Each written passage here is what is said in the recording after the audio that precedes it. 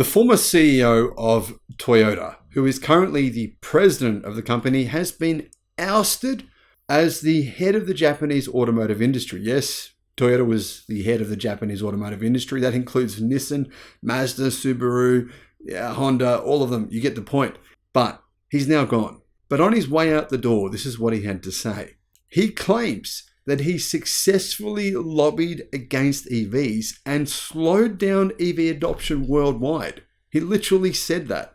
He believes he has so much power that he was able to slow down the transition to EVs and give Toyota time to catch up. Hello, my friends. Welcome to the channel. I'm Sam Evans. You're watching the Electric Viking. Now, the media are going to say that he stepped down.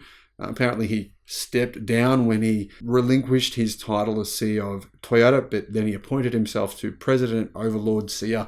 Kind of reminds me a little bit of the evil emperor in Star Wars. You know, he's sort of sits back pulling the strings, and sure, Darth Vader might be in control of the armies, but you know who's really in charge. However, I personally believe the real reason he's voluntarily stepped down as head of the automotive industry in Japan is because, well, he's a dinosaur. And because he's put the Japanese automotive industry in a very, very bad place. Now, sure, you might be thinking, what do you mean? I mean, everything's going great in Japan. Well, is it? Are their sales really going that great? China is their most important market in the world by far. How are they going in China? Well, yeah, I've made a series of videos on how badly things are going in China. And it's just the beginning. Because Japan's automotive industry is completely unprepared for the future. And that is electric cars. Most countries worldwide, most major car buying countries worldwide, not be legally allowed. You won't be legally allowed to buy an internal combustion engine vehicle after 2035. And the Japanese automotive industry is simply not ready for that.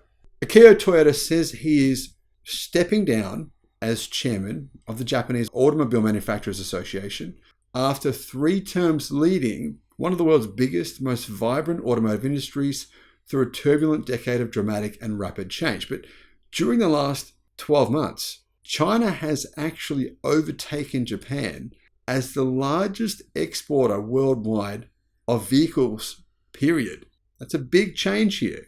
Toyota himself, Akio, who earlier this year stepped down as CEO of Toyota Motor Corporation, will be succeeded by Masanori Katayama, who is the chairman of Isuzu Motors. Isuzu, by the way, are working on an electric pickup truck, which will be out quite soon. Katayama's appointment is the first time that the top job will be filled by the boss of a truck maker. Isuzu is primarily a truck company. Now, whilst he was the boss of the automotive industry and the boss of Toyota, Akio blossomed into a charismatic, high-profile champion of Japan's automotive industry and more generally international enthusiasm for cars and driving. But lately he's done a lot of complaining, and he's really, to be honest, to the younger generation known as probably the whiniest, most sooky automotive CEO that we know in the modern era. He's constantly complaining about EVs and complaining that he believes that the world shouldn't be buying electric cars. There's not enough batteries, there's not enough lithium, there's not enough resources, and they simply won't work. And he believes that he single-handedly slowed down the transition to EVs.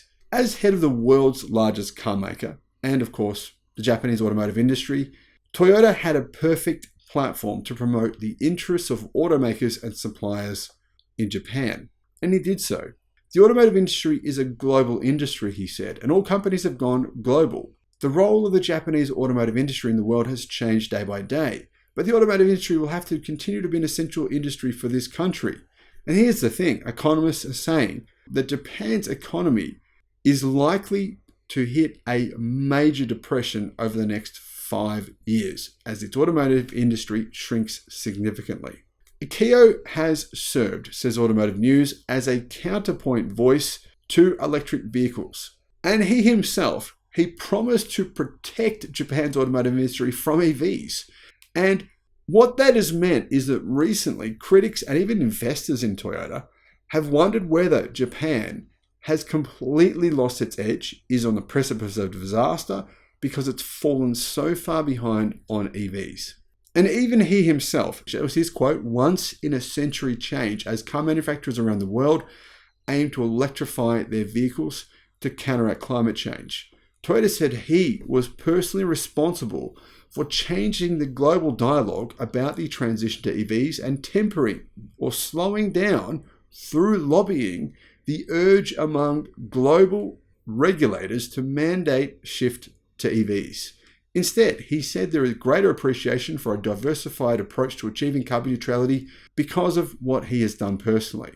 The general attitude in society, it has changed because of me, he said. Unfortunately, some people said we are lagging behind by a full lap, as in Toyota and the automotive industry are way behind in the race to electric cars. He said, though, that those criticizing the slower rollout of full EVs by Japanese automakers, for example, 0.3% of Toyota's vehicle sales last year were electric cars.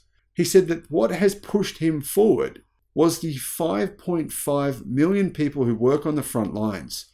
It takes time to change things, he said.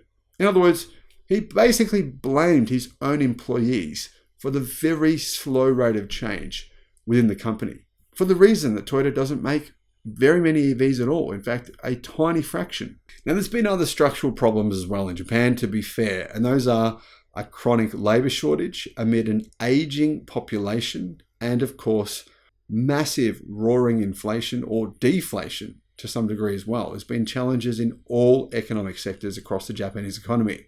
The other is a labor law taking effect next year that restricts the work hours of people working in the automotive industry. However, the new CEO of the Japanese automotive industry said this: the automotive industry will continue to be the most important pillar of the Japanese economy, but there's still many challenges. And if you look at the sales of electric cars of Japanese automakers this year, they still represent a minuscule, as in a tiny percent of the world's electric car sales. That doesn't appear to be changing anytime soon. Disruption by Chinese automakers is a virtual certainty. I mean, we've seen it this year, but this year was just a little taste, just the tip of the iceberg. And my concern here is that this will get so bad for Japan's economy that it could potentially plunge the entire world into a depression. Now, getting back to Akio Toyoda's claims about his own influence on the entire EV industry, I mean, is he right? Will we look back on this situation and will we say Akio was responsible for slowing down the adoption of EVs and therefore we should either applaud him or blame him? Let me know what you think on that in the comments. Thanks for watching.